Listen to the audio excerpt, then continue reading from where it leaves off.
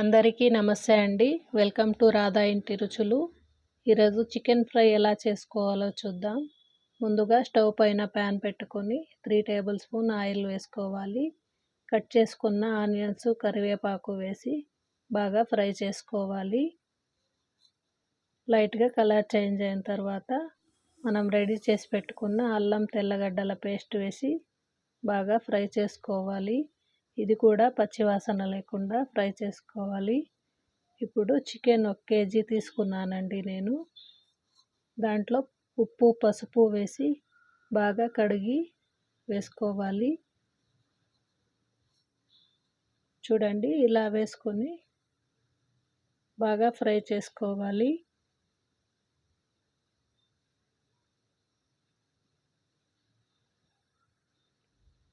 టేస్ట్కి తగినంత ఉప్పు వేసుకోవాలి. ఉప్పు వేసుకొని బాగా కలుపుకొని ఒక 5 నిమిషాలు మూత పెట్టి ఉంచాలి. అందులోని వాటర్ అంతా బయటికి వచ్చే వరకు అలాగే ఉంచి చూడండి, ఇలా వాటర్ వచ్చాయి బయటికి.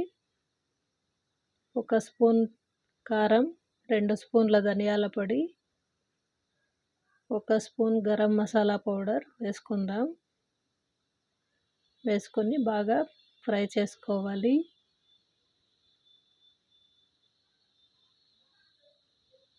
ఇలా ఫ్రై చేసుకొని మూత పెట్టుకోవాలి ఒక 10 నిమిషాలు. ఇప్పుడు మసాలా రెడీ చేసుకుందాం.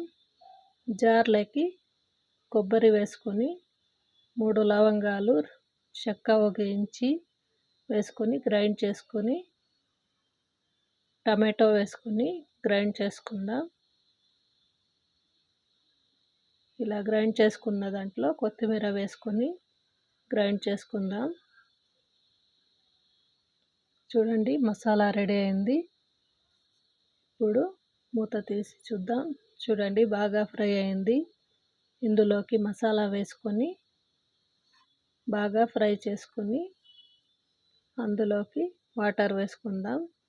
ఆ జార్లోకి నీళ్లు వేసుకొని అందులోని మసాలా అంతా వేసుకొని బాగా కలుపుకుందాం.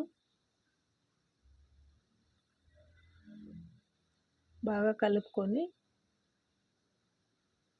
మూత పెట్టి బాగా ఉడికించుకుందాం. ఒక అర్ధ గంటలో చికెన్ ఫ్రై రెడీ అయిపోతుందండి. ఇప్పుడు రోలు తీసుకొని ఒక 15 మిరియాలు వేసుకొని బాగా దంచి పౌడర్ చేసుకొని చికెన్ ఫ్రైలోకి వేసుకుందాం.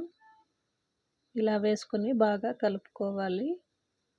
చూడండి, వాటర్ అంతా పీల్చుకొని చికెన్ బాగా ఉడికింది. చాలా టేస్టీగా ఉంటుంది. మీరు కూడా ట్రై చేయండి. అంతేనండి, చికెన్ ఫ్రై రెడీ అయింది. ఈ వీడియో మీకు నచ్చినట్లయితే లైక్ చేయండి, షేర్ చేయండి, సబ్స్క్రైబ్ చేసుకోండి.